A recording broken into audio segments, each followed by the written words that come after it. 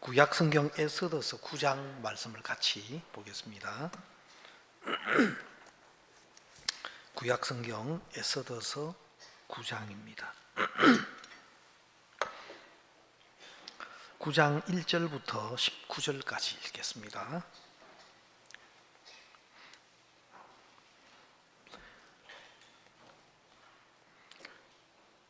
아달월 곧 12월 13일은 왕의 조명을 행하게 된 날이라.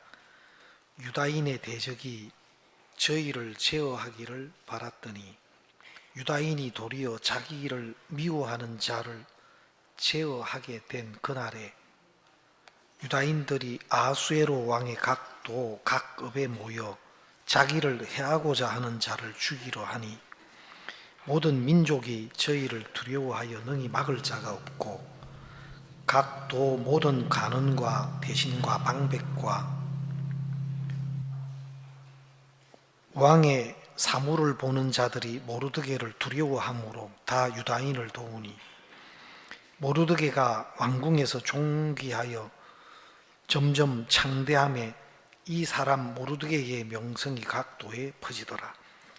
유다인이 칼로 그 모든 대적을 쳐서 도륙하고 진멸하고 자기를 미워하는 자에게 마음대로 행하고 유다인이 또 도성 수산에서 500인을 죽이고 멸하고 또 바산다다와 달본과 아스바다와 보라다와 이달리아와 아리다다와 바마스다와 아리세와 아리데와 외사다 곧 하무다다의 손자요 유다인의 대적 하만의 10아들을 죽였으니 서나 그 제산에는 손을 대지 아니하였더라.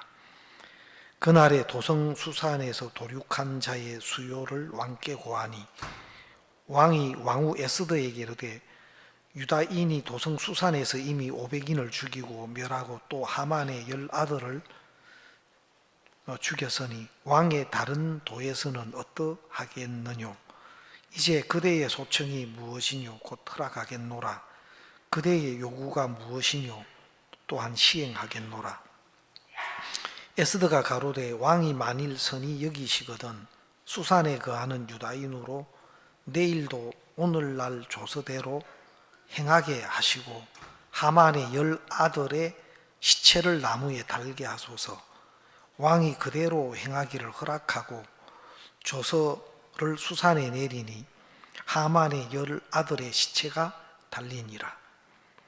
아달월 14일에도 수산에 있는 유다인이 모여 또 300인을 수산에서 도륙하되 그 제산에는 손을 대지 아니하였고 왕의 각 도에 있는 다른 유다인들이 모여 스스로 생명을 보호하여 대적들에게서 벗어나며 자기를 미워하는 자 7만 5천인을 도륙하되 그 제산에는 손을 대지 아니하였더라. 아달월 13일에 그 일을 행하였고 14일에 쉬며 그날에 잔치를 베풀어 즐겼고 수산에 거한 유다인은 13일과 14일에 모였고 15일에 쉬며 이날에 잔치를 베풀어 즐긴지라. 그러므로 촌촌의 유다인 곧 성이 없는 고을고을에 거하는 자들이 아달을 14일로 경절을 삼아 잔치를 베풀고 즐기며 서로 예물을 주더라. 19절 말씀까지 읽었습니다.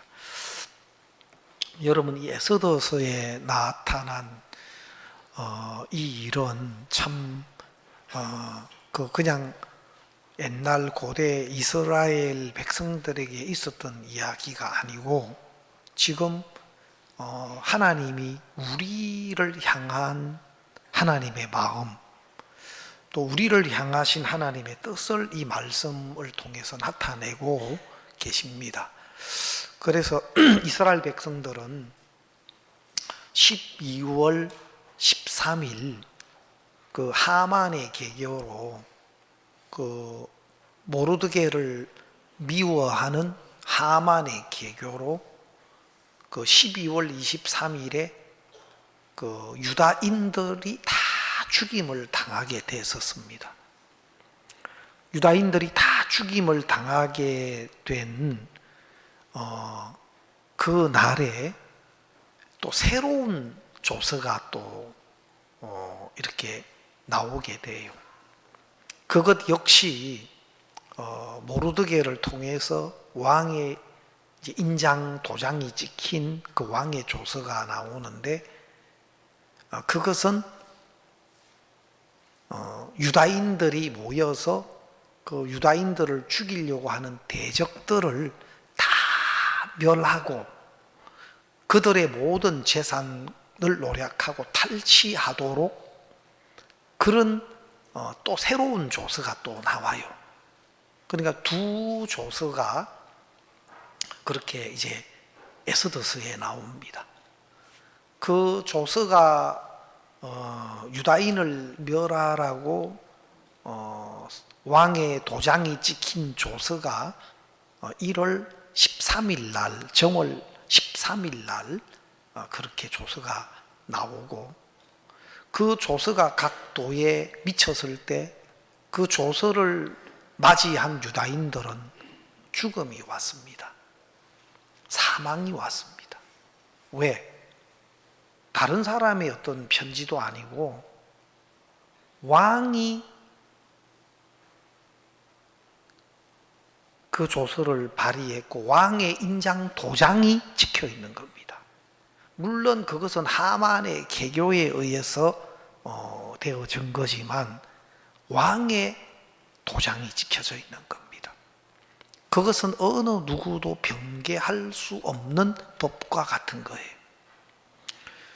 그래서 그들이 12월 23일 날 죽임을 당하게 될 그 사망의 선고와 같은 것입니다.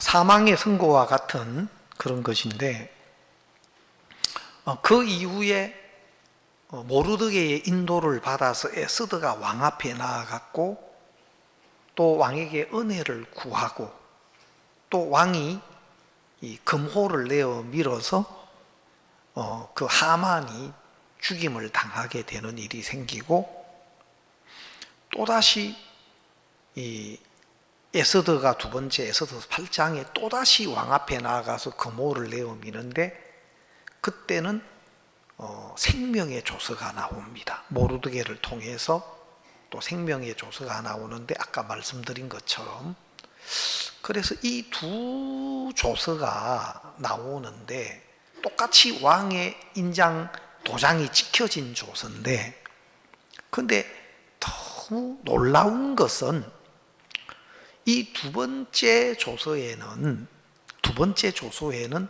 첫 번째 조서의 모든 것을 이길 수 있는 비밀이 두 번째 조서에 들어있는 겁니다. 똑같이 왕의 인장 도장이 찍혀져 있는 조서인데도 두 번째 유다인이 자신의 생명을 보존하고 그 대적을 멸하도록 한 그 조서 내용에 보면은 첫 번째 조서를 이길 수 있는 모든 권한과 능력이 다 그 안에 들어있는 겁니다. 표면적으로 보면 이것도 왕의 조서인데 이것도 왕의 도장이 찍혀 있는데, 하지만 그 내용을 정확하게 보면 두 번째 조서는 첫 번째 조서의 모든 것을 이길 수 있는 그 능력이 그 속에 있어서, 그러면 똑같이 두 조서를 이거 왕의 인장 도장이 찍혀진 조서여서 똑같이 효력이 있지 않느냐 말할 수는 있지만, 정확하게 그 조서에 있는 의미와 뜻을 알면 이 두 번째 조서가 첫 번째 조서의 모든 권한과 능력을 다 이길 수 있는 권한과 능력을 담고 있는 것을 알게 돼요. 오늘 많은 사람들이 헷갈려하는 게 있습니다. 바로 이 두 조서는 율법과 또 새로운 언약, 은혜의 법, 율법과 은혜의 법, 새 언약을 나타내는 예표예요. 여러분, 율법은 하나님으로부터 주어진 법이에요. 율법은, 여러분, 율법이 뭐 잘못된 것은 아닙니다. 율법이 나쁜 법도 아니에요. 율법은 하나님이 우리를 위해서 주신 겁니다. 알겠습니까? 여러분 병원에 가면 여러분이 감지 못하고 감각 못하는 여러분의 몸 상태를 다 이렇게 알려주잖아요. 피 검사를 해가 피를 통해서 우리 몸의 상태도 그렇게 알려주고, 지금 몸이 좀 우리 몸 상태가 어떠한지를 가르쳐주고, 또 우리가 잘 못 들여다보는 그 엑스레이나 또 아니면 CT나 아니면 MRI라는 이런 장비를 통해서 우리가 전혀 볼 수 없는 영역까지도 다 조사를 해가지고 우리 몸에 지금 안 좋은 어떤 것이 있습니다, 이런 것들을 다 감지해서 우리에게 알려줘요. 아니, 내가 이상 없이 잘 지냈는데 병원에 갔다 와서 내가 암 환자가 됐다, 무슨 이런 나쁜 병원이 있냐, 그렇게 말하면 안 되죠. 나 괜찮았는데 병원에 가서 암 진단을 받고 암 환자가 됐다. 사실은 병원이 병자를 만드는 것이 아니고, 나는 내 스스로는 인지 못하고 있는 것을 병원의 더 정밀한 어떤 검사나 또 이 사진을 통해서 내가 감지 못하는 영역을 거기서 찾아서 빨리 이게 문제가 되니까 이게 치료를 받아야 됩니다 하는 것을 알려주는 거예요. 괜히 병원에 갔다가 병을 얻어왔다 그렇게 생각하면 안 되죠. 병은 빨리 발견되는 게 좋아요. 알겠습니까? 우리 신앙의 문제도 문제로 드러나는 게 나쁜 게 아니고, 빨리 발견이 돼서 거기에 고침을 받고 치료를 받는 게 좋아요. 또 어떤 분들은 큰 병일까 봐 병원에 가는 걸 두려워하는 분도 있어요. 그거는 좋은 선택이 아닙니다. 혹시 몸에 좀 이상이 있어서 이거 아무리 자가 진단하지 말고 한번 진단을 받아보는 게 좋아요. 알겠습니까? 제일 좋은 것은 믿음이고, 알겠습니까? 그러나 병원에 가서 진찰을 받고 또 병원에 가서 내가 거기에 필요한 약을 먹는 것 자체가 나쁜 건 아닙니다. 알겠습니까? 어떤 분은 그래요. 좀 믿음 하면 전부 믿음으로 하지 그런 사람도 있어요. 그러면 자기도 밥도 먹지 말고 믿음으로 그냥 살든가. 응? 믿음 그래, 믿음 좋으면 그래, 밥도 먹지 말고 그냥 믿음으로 살아 그냥. 여러분, 우리가 병원에 어떤 치료를 받거나 또 어떤 필요한 약을 먹는 것 자체가 나쁜 건 아닙니다.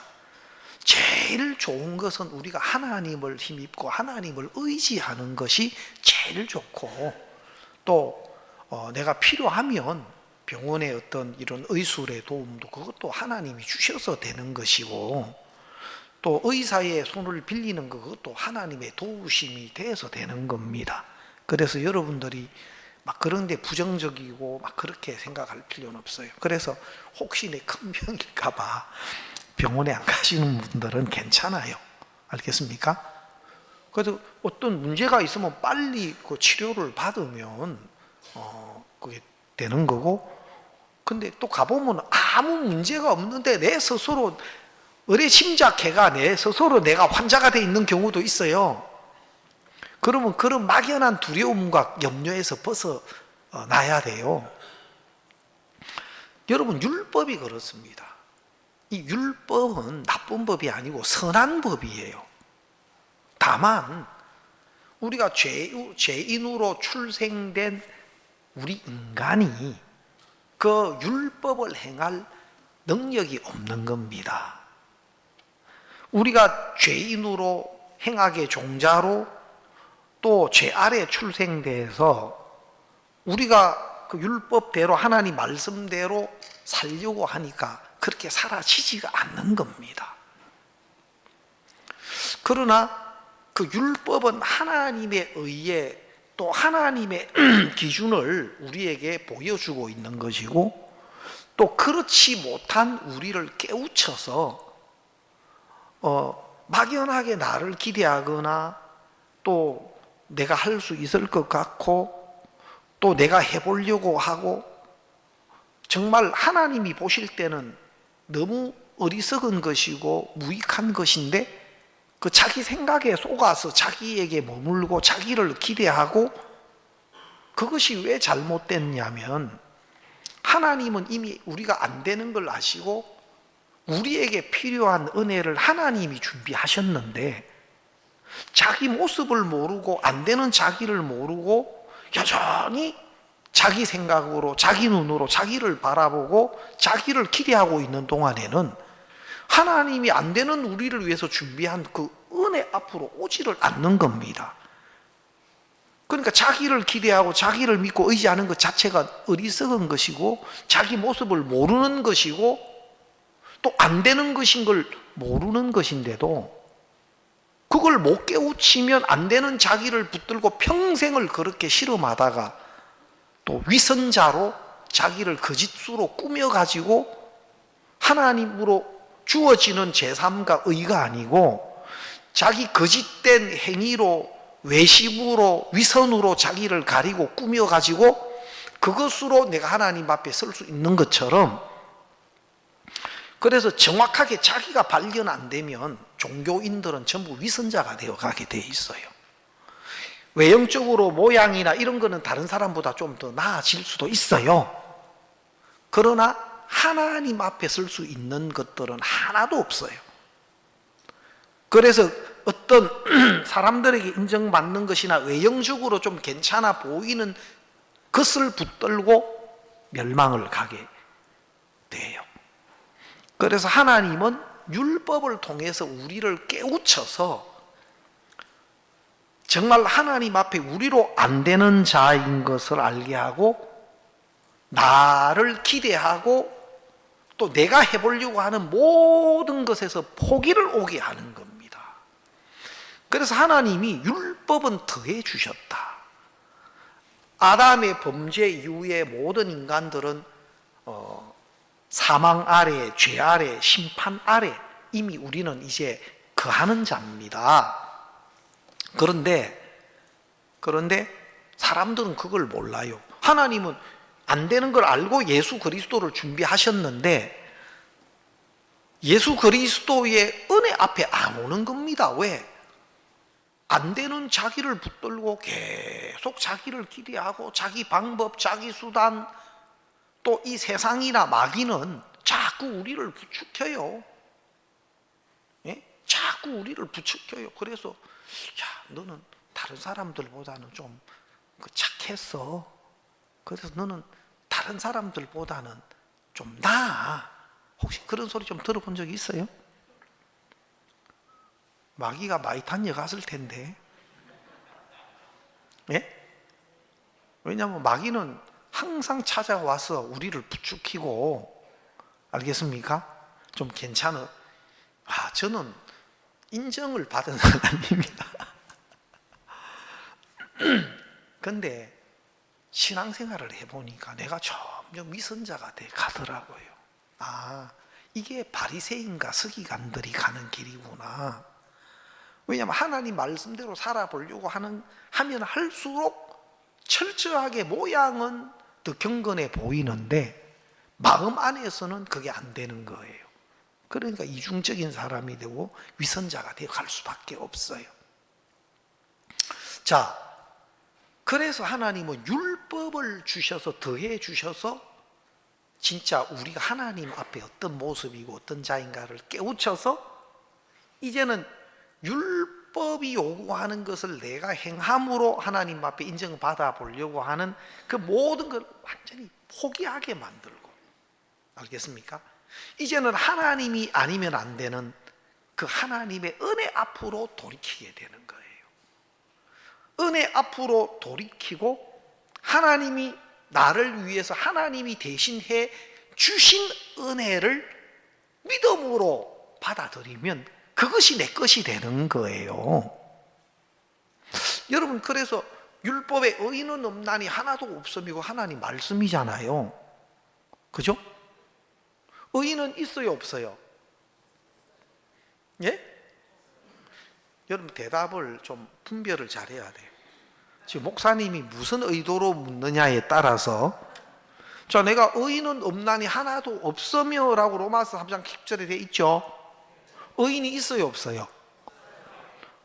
그런데 여러분들이 내가 의인은 없나니 하나도 없으며 하는 말씀을 가지고 말하는데, 의인이 있어요 하면 지금 의인은 없나니 하나도 없다는 이 말씀을 무시하는 게 될 수 있어요.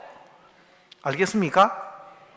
내가 지금 로마서 3장 10절에 의인은 없나니 하나도 없으며 하고 하나님 말씀하셨다고, 그리고 의인이 있습니까 없습니까 하면 목사님이 지금 아담 안에서 출생된 인간에 대해서 하나님이 하신 말씀을 지금 이야기하시구나. 그러면 아담 안에 출생된 모든 인간은 하나님이 다 죄인이고 의인은 없다고 하셨지. 없죠. 이래 맞아야 대화가 된단 말입니다. 내가 의인은 없나 하나도 없나 하는데 자꾸 의인 있다고 하면, 예? 그리고 노아는 의인이요 당세의 완전한 자라 했거든요. 사람들 그 이야기하면 깜짝 놀래요. 내 의인은 없나니 하나도 없다는 것만 알았는데, 로마서 5장에 한 사람의 순종시 아니함으로 많은 사람이 죄인 된 것 같이 한 사람의 순종하심으로 많은 사람이 의인이 되리라 했어요. 알겠습니까? 모든 사람이 죄를 범하였음에 하나님의 영광에 이르지 못하더니, 로마서 3장 23절. 모든 사람이 죄를 범해서 하나님의 영광에 이르지 못하더니 그리스도 예수 안에 있는 구속으로 말미암아 하나님의 은혜로 값없이 의롭다 하심을 얻은 자 되었느니라. 아담 안에서 모든 인간은 죄인인데 하나님의 영광에 이르지 못하는데, 그리스도 예수 안에 있는 구속으로 하나님의 은혜로 값없이 의롭다 하심을 얻은 자 되었다. 그것은 막 그 두 가지를, 그 두 구절로 정확하게 딱 그것을 표현해 놓은 거예요. 알겠습니까? 그래서 의인은 없나니 하나도 없다는 것은 아담 안에 출생된 모든 인간은 죄인으로 출생이 됐고, 또 죄인으로 출생된 인간이 자기의 조건으로 하나님의 의의 영광에 이를 수 있는 사람은 단 한 명도 없다. 이것이 성경이 말하는 거예요. 맞습니까? 그래서 많은 사람은 죄인이죠. 일반 교회에 많은 분들이 신앙생활을 하면서 당연히 죄인이죠. 죄인이죠. 예수님 믿지 않으십니까? 죄인이죠. 그래도 우리가 죄를 짓고 사는데 어떻게 죄가 없을 수 있습니까? 여러분, 그러니까 아담 안에 출생된 우리의 조건을 가지고 계속 듣고 율법을 못 지켰다는 부분에만 딱 매여 있으니까 죄인으로 있을 수밖에 없어요. 죄인으로 있을 수밖에 없어요. 그런데 성경에 그리스도 예수 안에 있는 구속으로 말미암아 하나님의 은혜로 값없이 의롭다 하심을 얻은 자 되었느니라. 하나님이 준비하신 예수 그리스도께서 우리의 모든 죄를 대신 짊어지고 십자가에 피 흘려 죽으심으로 값없이 예수 그리스도의 대속으로 말미암아, 은혜로 말미암아 형편없는 우리가, 죄투성이었던 우리가 값없이 의롭다 하심을 얻은 자 되었느니라 하고 성경은 이야기하는 거예요. 이게 얼마나 감사해요. 여러분, 이게 안 감사합니까? 여러분 안 좋은 일이나 있어도 이것만 생각하면 이게 다 이겨요. 제가 제 미국에 손자 손녀가 있는데 한 번씩 이렇게 그 페이스톡을 해요. 예? 그래 좀 저기 무슨 이런저런 일 있다가 그 손자 손녀가 화면에 딱 나타나면 얼굴이 밝아져. 우리 저 손자 손녀 두신 분들은 다 이해하시죠? 예? 근데 뭐 걔들이 나한테 뭐 나에게 뭐 해주는 거 아무것도 없어요. 예? 아이 할아버지 용돈 쓰세요 보내주는 거 없어요. 지금 아직 뭐 이제 1살 3살인데 예? 내가 뭘 해줬으면 해주지 나한테 뭐 해주는 거 아무것도 없어. 근데 그 보기만 해도 기쁨이 되듯이 하나님 우리에게 베푸신 구속의 은혜 생각만 해도 기뻐지는 거예요. 또 사실은 하나님이 우리를 그렇게 보신다니까. 예? 여러분은 그렇게 또 생각 안 하시는 분들이 있어요. 여러분들은 또 어떤 생각이 자주 드느냐면 자꾸 여러분의 어떤 조건을 가지고 하나님 앞에 서려고 해요. 또 잘했느냐? 내가 뭐 잘못했느냐? 내가 지난주 빼먹었는디? 야, 이래가지고 아이고 하나님 앞에 좀 죄송한디? 이런 어떤 거 있잖아요. 내가 얼마나 잘했느냐, 얼마나 못했느냐 이런 것들이 늘 우리 쪽에 한 구석에 남아가지고 자꾸 그 의식을 하게 만들어요. 또 특히 11조를 내가 2달이나 빼먹었네. 그러면 교회 오는 발걸음이 조금 무거워지고, 물론 이제 뭐 내가 내 좋은 대로 살고 그걸 무조건 떳떳하고 정당하고 그런 의미는 아니지만, 내가 말씀드리는 것은 진짜 하나님이 우리를 보실 때, 우리를 대하실 때 우리의 어떤 조건이 아니라 하나님이 우리에게 베푸신 은혜의 조건으로 우리를 보고 계신 거예요. 알겠습니까? 우리가 어떤 잘하고 못하고 그것보다도 하나님이 우리를 위해서 하신 것으로 당신의 자녀를 삼으셨고, 또 하나님이 당신의 은혜로 부르셔서 자녀가 된 우리는 하나님 당신의 것으로 우리를 기쁘게 하고 행복하게 하고 그렇게 해주고 싶은 마음이 있는 거예요. 여러분들도 여러분 자녀들 못해줘서 아쉽지, 내가 어쨌든 내 자식들 좀 덕보고 살아야 되겠다 그러는 부모는 잘 없을 거예요.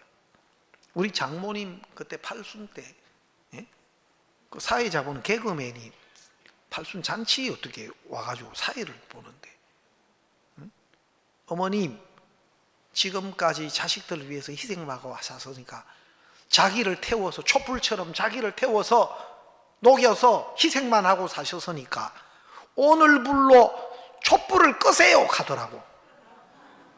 그만 희생해도 됩니다 그러더라고. 그러면서 이제는 자기를 태우고 희생하는 거 오늘부로 끄고 오늘부로 자식들 뜯어먹고 사세요 그러더라고. 내가 그 이야기를 듣는데 참 인상 깊게 내 마음에 남더라고요. 충분히 그러셔도 되고 그럴 만한 자격도 계셔요, 우리 부모님들은. 그러나 우리 부모님은 절대 그렇게 하실 수가 없는 것이 부모 마음이에요. 할 수만 있으면 자식들을 위해서 그냥 마지막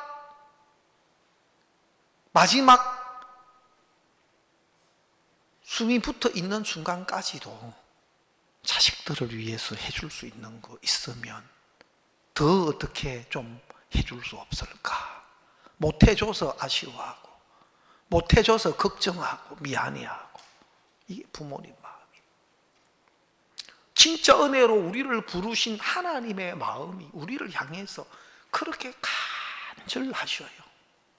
그런데 우리는 너무 진짜 그 하나님의 마음이 우리 속에 그대로 흘러와서 우리가 하나님을 감사하고 기뻐하고 고마워하고 어떤 것보다도 자꾸 우리 안에서 우리 어떤 생각 속에서 우리의 조건으로 하나님 앞에 서려고 하는 경향들이 많아요.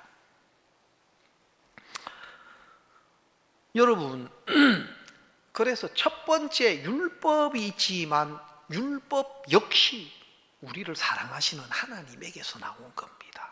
왜? 진짜 하나님이 준비한 은혜가 우리에게 은혜가 되게 하려고 하나님이 준비하신 것을 진짜 우리에게 우리의 복이 되도록 만들기 위해서 율법을 더해 주신 거예요. 그래서 율법 역시 이것도 하나님의 은혜에서 하나님의 우리를 사랑하시는 사랑에서 나온 거예요. 율법 자체는 정죄의 법이지만 그것은 우리 자신을 깨우치고 정말 하나님이 준비하신 은혜가 우리에게 은혜 되게 하시려고 더하여 주신 것이 율법이에요. 그래서 여러분, 복음은 하나님이 준비하신 은혜는 율법의 모든 조건을 이겨요.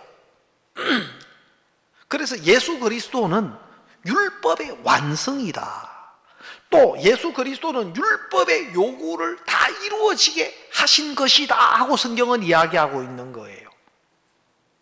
그래서 여러분, 율법이 요구하는 죄의 삭설, 예수님이 죄를 짊어지고 십자가에 피 흘려 죽으심으로 율법이 요구하는 요구를 다 이루어지게 했습니다. 그래서 우리는 율법 앞에도 흠이 없는 사람인 거예요. 아멘. 예수님이 율법이 요구하는 죄의 값을, 형벌을 치르심으로 이제는 율법 앞에도 우리는 흠이 없는 사람이 된 겁니다. 그래서 예수 그리스도의 대속의 은혜는 마치 우리가 죄를 한 번도 짓지 않은 사람, 율법을 한 번도 어기지 없는 사람과 똑같이 의롭고 깨끗하고 거룩한 사람으로 우리를 하나님 앞에 서도록 만들어 놓은 겁니다. 여기서 중요한 게 뭐냐면 믿음이 중요해요. 믿음. 알겠습니까? 믿음으로 하나님이 준비하신 이 은혜를 믿음으로 그 내 행위나 또 율법의 모든 조건들을 뛰어넘을 수가 있고 해방될 수가 있는 거예요.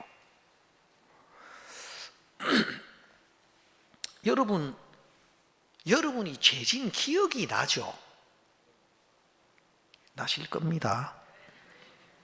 하도 많이 지어가지고 소소한 거는 이자 풀고 그러나 좀 여러분 속에 아주 인상 깊게 있는 이런 죄들은 있을 거예요. 내가 그걸 신문하진 않겠습니다. 예? 그러나 여러분 아마 마음속에 다 새겨져 있는 죄들이 있을 거예요. 잔잔한 잡죄는 놔놓고, 알겠어요? 여러분, 그런 생각들이 한 번씩은 떠오를 때가 있죠? 그죠? 있죠? 예, 그런 죄의 기억이 떠오르면 또 죄가 있는 것 아닙니까? 예? 그런 죄의 기억이 떠올라도 괜찮아요? 뻔뻔스럽네. 예. 제가 이걸 막 때때로는 우리 연세 높으신 모친님들, 부친님들 교제를 할 때 막 이제 죄를 지은 것도 맞고 죄를 지은 기억도 있고 또 내 형편을 보면 여전히 또 부족함 투성이인데 깨끗하다, 죄가 없다, 의롭다 이거를 잘 못 받아들여요. 근데 내가 한 번씩 돈 이야기를 해요. 돈 이야기를 하면 그래 모친님이 어려운 일이 있어서 돈을 100만 원을 빌렸는데 친구한테 너무 고마워서 야, 그래도 너무 내가 어려울 때 잘 썼는데 고맙다 하고 맛있는 점심도 한 그릇 대접하고 딱 100만 원을 갚았어요. 그러면 100만 원 빌렸다가 빚졌다가 다시 갚았으니까 빚이 있습니까? 없습니까? 갚았으면 없죠. 친구 사이니까 이자는 못 주고 그냥 맛있는 음식 한번 점심 한 그릇 사고 너무 고맙다 하고 갚았어요. 그러면 빚이 있어요? 없어요? 없죠. 근데 좀 지나서 그때 되게 어려웠었다가 그 친구한테 돈 빌렸던 기억이 났어요. 돈 빌린 기억이 났는데 그 기억이 딱 나면 빚이 있는 겁니까? 없는 겁니까? 그럼 돈 빌렸던 기억이 나요? 그럼 돈 빌렸으면 갚아야지. 아니, 그거 갚았잖아요. 한 달 뒤에 갚았잖아요. 갚았으면 없지. 그래, 갚고 난 뒤에 돈 빌렸던 기억이 또 난 거예요. 그러면 또 빚이 있어요, 없어요? 아니, 갚았는데 무슨 빚이 있어? 아니, 또 기억이 났잖아요. 기억 난 건 난 거고 갚았으면 갚은 거지. 야, 돈 관계는 확실해요.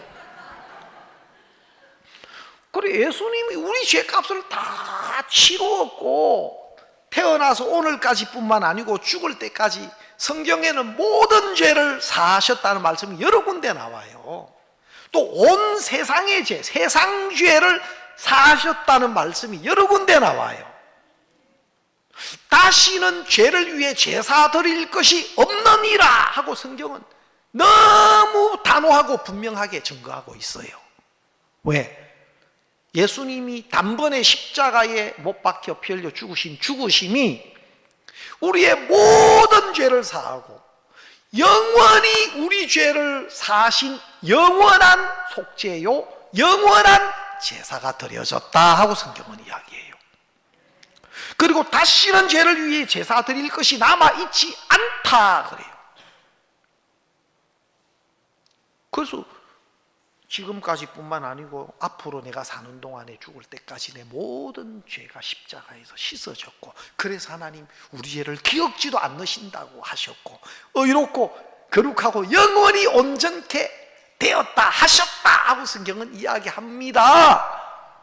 그래서 아멘 감사하죠 했다가 또 죄진 생각이 나면, 그러면 죄가 있는 거냐? 그럼 죄진 생각이 나면 또 있는 거 아니냐? 그러니까 잘 안 되다가 돈으로 넘어가면 생각나도 갚았다 그러더라고. 그러니까 이 노인들 교제할 때는 돈으로 교제를 좀 해야 돼. 예? 돈 문제는 생각나도 갚으면 갚아진 거죠. 단호하게 이야기하는데, 그래가지고 이야기하니까 그렇네 하고 이제. 여러분, 예수님이 이루어놓은 십자가의 대속의 은혜는 우리의 모든 허물과 죄와 연약함과 우리의 조건을 이기고 우리를 의롭고 깨끗하고 온전한 사람으로 하나님 앞에 서도록 완벽한 것을 다 이루어 놓은 겁니다. 알겠습니까? 바로 예수님의 은혜를 믿는 것은 그거를 믿는 거예요. 그거를 믿는 거예요. 근데 이것이 정확하게 예수님이 이루어 놓은 이 은혜가, 이 복음이 정확하게 마음에서 발견이 되지 않고 믿음이 되지 않으면 죄를 지은 생각에, 기억에, 또 여전히 연약함 투성인 자기의 조건에, 형편에 계속 매여서 사는 겁니다. 갇혀서 살게 되는 겁니다. 수많은 사람이 지금 예수님을 믿는다 하면서 전부 자기 행위에, 자기가 자기를 보는 형편에, 또 자기 기억과 자기 생각에 갇혀 있어요. 자기라는 모든 조건을 이기고 우리를 온전케 하신 예수 그리스도의 그 은혜의 법 안에 그 마음이 들어오지를 못하고 있는 겁니다. 여러분, 많은 직분을 가지고 또 오랜 신앙의 연륜을 가지고 또 성경 지식을 고상하게 많이 말하는데 예수 그리스도의 은혜가 그 속에 믿음이 안 되고 능력이 안 되고 생명이 안 된 사람은 전부 율법 아래, 행위 아래 매여 살 수밖에 없어요. 그래서 이 두 가지 조서가 있지만 이 두 번째 조서가 그들 속에 정확하게 믿음으로 온 사람은 첫 번째 조서를 이기는 거예요. 첫 번째 조서를 이기는 거예요. 예수 그리스도의 새 언약, 예수 그리스도로 말미암은 은혜의 법이 믿음으로 온 사람은 율법을 다 이기는 거예요. 율법의 완성이에요. 예수 그리스도의 은혜는 율법의 요구를 완벽하게 이루고 율법 앞에서도 우리를 흠없는 자로 만들어 놓은 법이에요. 여러분, 우리가 예수님을 통해서 예수 그리스도의 은혜로 구속함을 입으면 우리 속에 하나님의 성령이 우리 속에 오셔요. 하나님의 성령이 우리 속에 오시는데 실제로 예수 그리스도의 대속의 은혜를 믿는다는 것은 십자가에서 우리 죄를 영원히 속죄하는 것도 사실이고 너무 중요한 내용이에요. 우리 죄를 영원히 십자가에서 대속하셨다는 것도 복음의 진짜 중요한 부분인데 수많은 사람들은 그것을 모르고 있고 그것이 믿음이 안 돼 있어요. 그래서 여전히 죄 아래에 있고 행위에 매여 있고 죄인으로 남아 있고 자기가 삶 속에 짓는 죄를 끊임없이 또 해결받아야 되는 또 다른 희한한 방법 속에 회개해서 죄를 씻음 받아야 된다는 희한한 교리 속에 빠져서 내 죄 씻어달라고 하나님 앞에 죄 용서를 구하는 기도를 수없이 반복되게 수십 년을 걸으면서도 하나님의 의에 하나님의 영광에는 이르지 못해요. 그것이 수많은 오늘날 이 시대의 기독교의 현실이에요. 정확한 하나님의 은혜가 믿음으로 임한 사람은 그리스도 예수 안에 있는 구속으로 하나님의 은혜로 값없이 의롭다함을 얻은 자 됐다. 그리스도 예수 안에 있는 자에게는 결코 정죄함이 없나니 예수 그리스도의 대속이 우리에게 속한 모든 것을 벗어지게 하고 하나님이 준비하신 그 의와 거룩함과 생명 안에 있도록 그렇게 우리를 이끌어줘요. 이게 얼마나 중요한 일인지 모릅니다. 여러분, 구원을 받았다는 것, 아까 말 제사함 받은 것도 맞지만 실제로 예수 그리스도의 죽음이 나의 죽음이 되고 예수 그리스도의 부활이 나의 부활이 돼요. 그래서 예수 그리스도의 죽음 안에 믿음, 내가 예수님을 믿는다는 것은 예수님이 십자가에 못 박히실 때 내가 그리스도와 함께 아담 안에 출생된 내 자신이 죽은 거예요. 내가 그리스도와 함께 십자가에 못 박혔다. 바울은 그래 간청해요. 예수님 못 박히실 때 바울은 예수님과 상관도 없었던 사람이고 또 예수님 십자가에 죽으시고 부활하시고 난 뒤에도 그리스도인들 잡아 죽이고 핍박하러 다녔던 사람인데 그러나 실제 그리스도의 죽음은 그 바울의 죽음이었어요. 그리스도 안에서 바로 이 사도 바울이 같이 죽었어요. 자기는 몰랐을 뿐이지. 알겠습니까? 예수님이 부활하실 때 그리스도 안에서 새 생명으로 살아났어요. 살렸어요. 그것이 하나님이 우리를 위해서 하신 일이에요. 다만 사람들은 그걸 잘 몰라서 모르고 있고 못 믿고 있을 뿐이에요.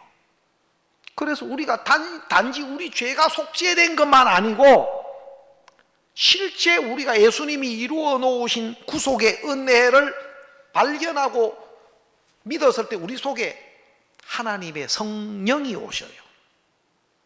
그래서 성경에 보면 주와 합하는 자는 한 영이다 그랬어요. 우리 안에 성령이 오셔서, 예수 그리스도의 영이 오셔서 이제 예수님으로 사는 거예요. 내가 나를 보면 난 것 같지만 실제로 내가 사는 것이 아니요, 내 안에 그리스도께서 사는 것이다. 그래서 우리가 예수님의 대속의 은혜를 믿음으로 의와 거룩함과 생명을 얻은 우리는 아담 안에서 출생된 우리 옛 사람은 그리스도와 함께 죽었고 새로운 피조물로 이제는 하나님의 의와 거룩함과 생명을 가진 하나님의 자녀로 우리는 출생이 된 거예요. 이게 영적인 출생이고 이게 거듭나는 거예요. 거듭난다는 것은 하나님의 의와 거룩함과 생명을 가진 하나님의 자녀로 우리 영이 태어나는 겁니다. 하나님의 의와 거룩함과 하나님의 생명을 가진 하나님의 자녀로 우리 영이 그렇게 살리심을 입은 겁니다. 영이 출생된 겁니다. 알겠습니까? 우리가 볼 때는 뭐 외형적으로 육체를 입고 있는 우리는 똑같아 보이지만 그렇지 않습니다. 우리가 죄 사함을 받고 하나님의 영이, 우리 성령이 우리 속에 그리스도 영이 왔을 때 우리는 전혀 다른 하나님의 거룩함과 의와 진리로 하나님의 생명을 가진 자로 우리는 태어난 거고, 실제로 그것은 완벽한 변화예요. 그것은 우리는 우리 육체를, 우리 눈으로 우리 육체를 보고 형편을 보고 살기 때문에 그런 어떤 성경이 말하는 영적인 변화를 잘 모를 수가 있어요. 그러면 우리 영적인 어떤 상태를 뭐로 알 수 있느냐? 거울을 통해서 알 수 있어요. 거울은 바로 하나님의 말씀이에요. 하나님의 말씀을 통해서 그리스도의 은혜로 구속함을 받은 우리에 대한 모든 것들을 말씀을 통해서 우리는 우리 영의 상태를 인지할 수 있는 거예요. 볼 수 있는 거예요. 말씀을 통해서 알게 되는 거예요. 그래서 성경에 보면은 이런 말씀이 있는데 한번 읽어보겠습니다. 고린도전서 2장 14절.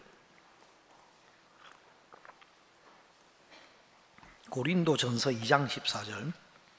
육에 속한 사람은 하나님의 성령의 일을 받지 아니하나니 저희에게는 미련하게 보임이요 또 깨닫지 못하나니 이런 일은 영적으로야 분별함이니라. 자, 영적인 성령의 일은 영적으로야 분별한다. 우리 안에 변화된 이런 것들은, 하나님으로 말미암아 변화된 이 모든 것들은 어떤 우리 눈에 보이는 것이나 어떤 육체의 감각으로 느끼는 것이 아니에요.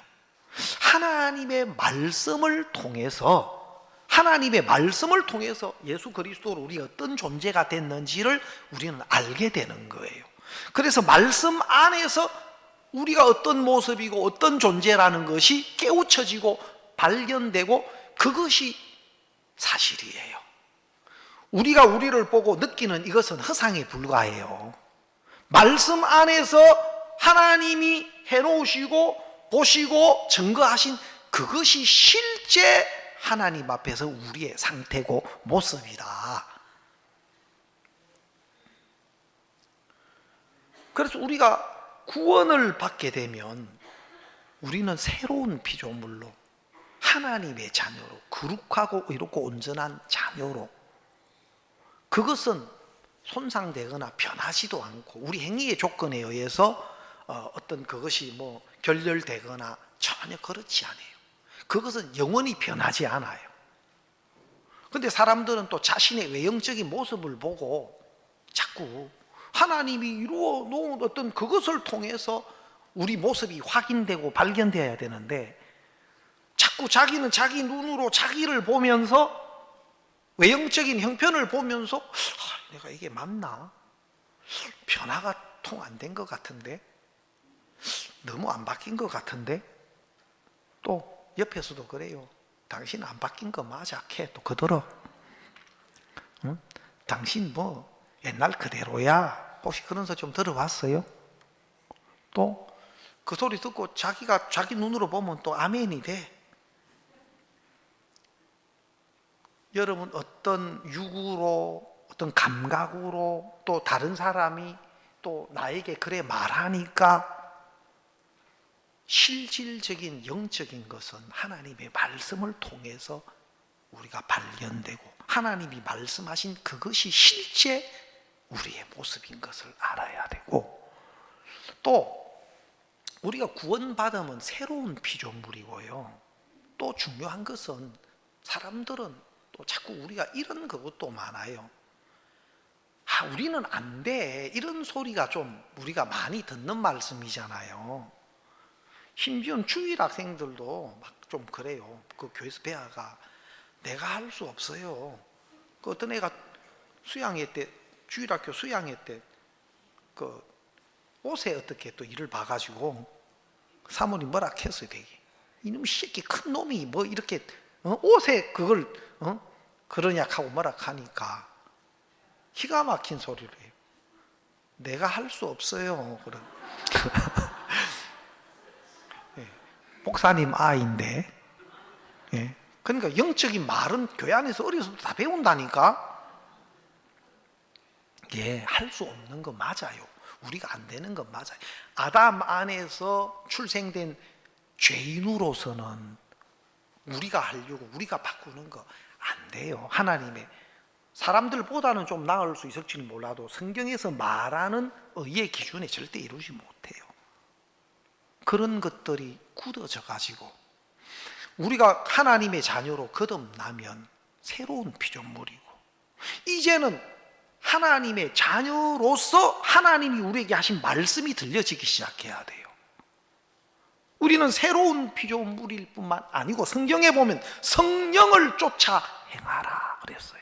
우리가 하는 것은 아니지만 우리가 하나님이 우리에게 주시는 어떤 음성을 쫓아서, 말씀을 쫓아서 믿음으로 발을 내디뎌 갈 때 우리가 이전에 살았던 것과 다른 삶이 우리를 통해서 이제 나타나게 돼 있어요. 예?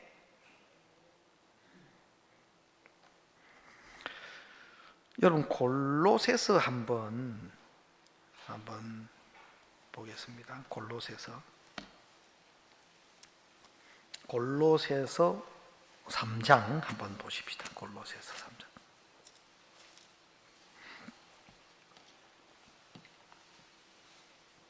골로새서 3장 1절부터 한번 보겠습니다. 그러므로 너희가 그리스도와 함께 다시 살리심을 받았으면 위의 것을 찾아라. 거기는 그리스도께서 하나님 우편에 앉아 계시느니라. 위의 것을 생각하고 땅의 것을 생각지 말라.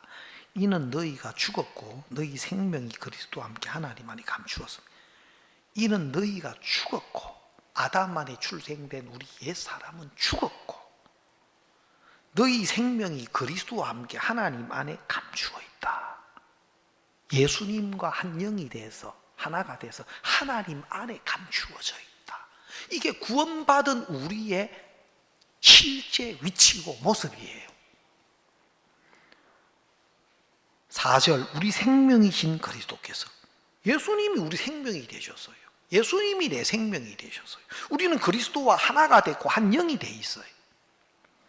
자, 우리 생명이신 그리스도께서 나타나실 그때 너희도 그와 함께 영광 중에 나타나리라. 5절, 그러므로 땅에 있는 지체를 죽이라. 곧 음란과 부정과 사욕과 악한 정욕과 탐심이니 탐심은 우상 숭배니라. 이것들을 인하여 하나님의 진노가 임하느니라. 너희도 전에 그 가운데 살 때는 그 가운데 행하였으나 이제는 너희가 이 모든 것을 벗어버리라. 곧 분과 악의와 해방과 너희의 입에 부끄러운 말이라. 너희가 서로 거짓말을 말라. 옛 사람과 그 행위를 벗어버리고 새 사람을 입었으니 이는 자기를 창조하신 자의 형상을 쫓아 지식에까지 새롭게 하심을 받은 자니라.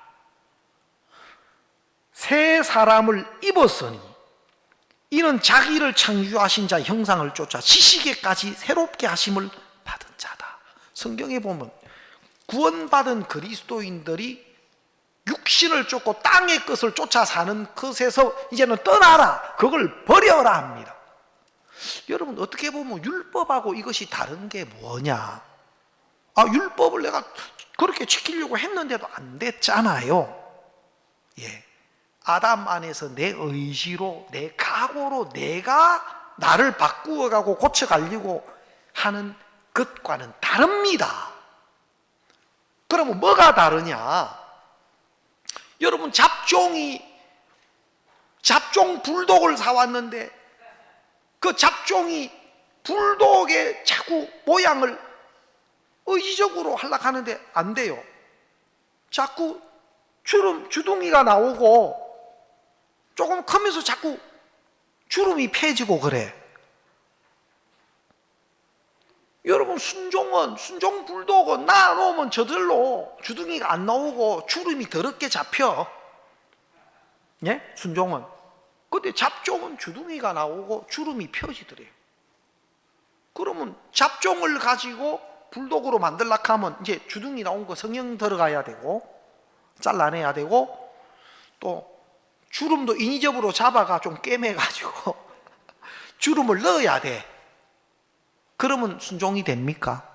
그거는 인위적으로 모양을 바꾸어 가는 거예요. 그것은 성형한 잡종이에요. 알겠습니까? 순종이 아니에요. 그러면 순종은 순종의 모든 속성이 새끼를 키우면 순종으로 나타나요. 알겠습니까? 그러면 다시 말하면 거듭난 그리스도인은 새로운 생명을 받은 사람이고 하나님의 영이 있는 사람이에요. 너희는 그리스도의 마음을 가진 자다 그랬어요. 너희가 새 사람을 입었다 그랬어요. 우리 안에는 이제 예수님이 계시고 하나님이 계셔요. 여러분, 믿음의 변화의 시작은 첫 번째는 말씀을 믿는 겁니다. 여러분 형편이나 여러분 생각, 여러분이 보는 거 느끼는 거 아니에요. 그건 다 허상이고, 우리를 의롭고 거룩하고 영원히 온전케 하신 것이 믿음으로 들어와서 우리가 구원을 받듯이, 우리가 구원받은 자는 하나님의 생명, 하나님의 의와 하나님의 거룩함을 받은 자고, 하나님의 영이, 그리스도의 영이 우리와 함께 계셔요. 그래서 우리는 이 하나님의 속성과 성품과 성경의 그리스도와 한 영이라는 것은, 우리가 예수님이 우리와 함께 계시고 우리가 이제 내 안에 예수님이 사신다는 거예요. 그래서 내가 그 내 안에 계신 예수 그리스도의 인도를 받아가는 것, 첫 번째는 그리스도로 말미암아 이루어진 것을 우리가 믿는 겁니다. 근데 어떤 행위의 조건이나 나타난 것을 통해서 하는 게 아니고, 먼저는 믿음이에요. 변화의 시작은, 가장 근본은 그리스도를 통해서 이루어진 하나님이 해놓으신 것을 믿는 믿음이 먼저예요. 알겠습니까? 그리고 그 믿음 안에서 그 믿음을 힘입어서 우리가 발을 내디디면 이제는 그리스도로 말미암는 새로운 성품들, 속성들이 우리를 통해서 나타나게 돼 있어요. 혹시 자꾸 나는 옛날에 이래 살아왔는데 나는 이런 사람이야, 옛날에 나는 이래 해왔기 때문에 나는 안 되는 게 당연해. 아닙니다. 그 누가 가르쳐 줍니까? 성경에 보면은 우리 옛 사람은 죽었고 우리는 새로운 피조물이고 지식에까지 새롭게 된 자다 그랬어요. 그래서 이제는 거룩함과 의와 또 하나님의 생명이 있는 우리이기 때문에, 우리가 말씀을 믿는 믿음 안에서 자꾸 하나님으로부터 오는 영적인 공급을 받으면 우리 안에 있는 그리스도의 영으로 말미암는 삶이 우리 옛날의 관념이나 옛날의 습관이나 이런 것들도 이기게 해 주신다는 거예요. 먼저 그걸 믿어야 돼요. 여러분, 잘 안 될 수 있어요. 습관적인 것에 자꾸 발목이 잡힐 수도 있어요. 그러나 우리가 거룩하고 온전케 된 것은 사실인 것처럼 또 실제로 우리를 통해서 하나님이 당신이 기뻐하시는 것들을, 성령의 열매를 우리를 통해 나타내기를 원하셔요. 그 모든 것의 시작은 먼저 믿음이다 하는 겁니다. 먼저 믿음이에요. 알겠습니까? 그래서 아까도 말씀드린 것처럼 의인은 없나니 하나도 없다. 왜 의인이 없어? 성경에 그리스도로 말미암아 의인이 되고 거룩하게 되고 우리가 온전케 됐는데, 어떤 것을 믿느냐에 따라서 다른 거예요. 성경에 보면은 그런 내용들이 많아요. 하나님이 불뱀을 제하시지 않고 놋뱀을 주셔서 그 놋뱀을 믿는 믿음이 불뱀을 다 이기게 하셨어요. 한 구절 더 보면 베드로전서 3장 21절 한 구절만 더 보겠습니다. 베드로전서 3장 21절.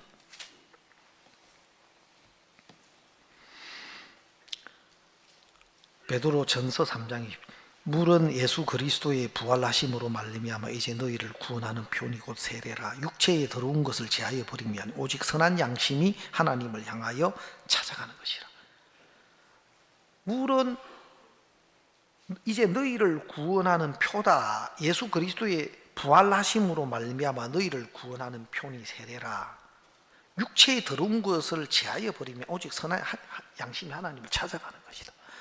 바로 물은 우리를 구원하는 표도 이 세례인데, 세례는 뭐냐면 물 속에 들어가는 것은 우리 옛 사람이 죽었다, 장사됐다 그런 거예요. 물에서 올라오는 것은 그리스도와 함께 새 생명으로, 의와 거룩함을 입은 하나님의 자녀로 새 생명으로 살리심을 입었다는 거예요. 그것을 믿는 사람이 그 믿음의 표로 세례를 받는 거예요. 내 육체와 내 옛 사람, 나는 죄에 대해서 심판이 끝나고 죽은 자다. 아담만이 출생된 옛날에 나는 죽었고, 물에서 올라올 때는 새로운 피조물로 새 생명으로 거룩하고 의로운 하나님의 자녀로 예수님을 통해서 살리심을 입었다, 살아났다. 그래서 죄에 대하여는 죽고 하나님에 대한 의에 대하여 내가 산 자다. 그것을 사람들 앞에, 하나님 앞에, 교회 앞에 공포하는 것이 세례예요. 내 신앙의 믿음을 공포하는 의식이 세례예요. 그러면 물은 우리를 구원하는 세례인데, 이것은 우리 육체에 들어온 것을 제하여 버림이 아니고 선한 양심이 하나님을 찾아간다. 오늘 수많은 사람은 자기 육체의 조건을 바꾸고 고치고 경건하고 더 신령한 모습으로 만들어가고 꾸며가는데 온 전력을 두고 있어요. 내가 나를 바꾸어가고 고쳐가고, 절대 그것은 변화가, 성경에서 말하는 변화가 아니에요. 성경에서 말하는 진짜 변화는 내 마음이 하나님께로 가서 하나님이 나를 위해서 해 놓으신 그 은혜를 믿음으로 받아들이는 겁니다. 예수님을 통해서 해 놓으신 의와 거룩함을, 또 예수 그리스도 안에서 이루어진 새로운 피조물이고 하나님의 생명과 의를 가진 하나님의 자녀고, 이제는 위의 것을 쫓아서 하나님의 말씀의 인도를 쫓아서 하나님의 눈으로 보는 세계를 쫓아서 사는, 그것이 그리스도인의 길이고 삶인 거예요. 그 모든 것의 시작은 믿음입니다. 믿음, 말씀을 믿는 것에서부터 돼요. 여러분, 행위적으로는 좀 잘 안 될 수 있고, 또 행위적으로는 어떤 변화가 좀 크게 안 나타날 수 있어요. 그러나 믿음이 먼저예요. 알겠습니까? 믿음이 먼저고, 또 행위적인 어떤 부분에서 어떤 좋은 모양을 못 찾을 수도 있어요. 그러나 말씀이 실상이에요. 그리고 그 말씀을 힘입어서 여러분이 이끌림을 받아갈 때, 여러분 속에는 여러분이 오랫동안 안 된다고 생각하고 형편이나 여러분 자신의 그냥 내어주고 살았던 하나하나를 이제는 믿음을 근거로 해서 그것들을 바꾸어 나가고 이겨 나갈 수 있도록 하나님이 우리를 이끌어 주셔요. 또 이미 교회 안에서 이미 많은 부분에 변화된 것들도 여러분이 발견할 수가 있어요. 알겠습니까? 그래서 진짜 어떤 눈에 형편이 있지만 형편을 보고 형편에 매여서 사는 삶이 있고, 내가 육체를 입고 형편 안에 있지만 내 마음이 하나님의 말씀이 실상이 돼서 그 말씀의 세계 안에서 내 생각도 이기고 죄진 생각도 이기고 또 내 많은 허물과 연약함, 부족함도 이기고 하나님의 말씀이 내 속에 실상이 돼서 그것에 주장을 당하고 또 그것에 이끌림을 받는 삶이 있어요. 뭐 사는 거는 비슷하게 보일지 몰라도 그 마음의 세계는 완전히 달라요. 여러분들이 주님이 계시는데 또 안 된다, 어떻다, 형편, 그 전부 생각에 갇혀 있는 건데 아닙니다. 하나님의 말씀이 여러분 속에 와서 이끌어 주시면 돼요. 제가 한번 어떤 은하 우주 세계에 대한 좀 영상을 한번 봤는데 이 우주가 어마어마해요. 정말 어마어마해요. 우리는 아무것도 아니 먼지와 같은 존재라. 이 우주의 크기가 얼마나 큰지 그걸 하나님이 만드셨어요. 하나님이 운행하고 계셔요. 이 모든 세상을 지금 하나님이 운행하고 계셔요.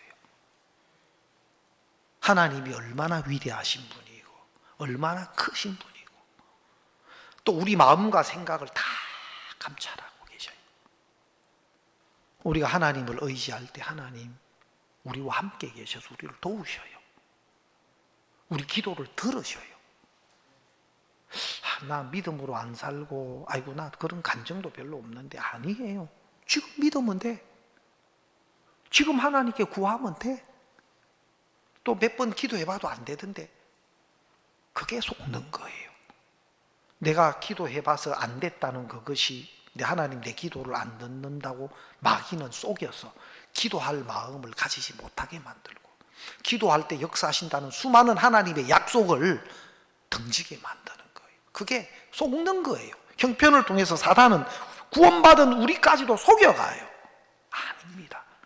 다시 말씀 앞에 서고 다시 하나님의 말씀에 근거해서 우리가 하나님 의지할 때 하나님 역사하시고 도와주시고 또 일을 하십니다. 예, 말씀 오늘 여기까지 드리겠습니다.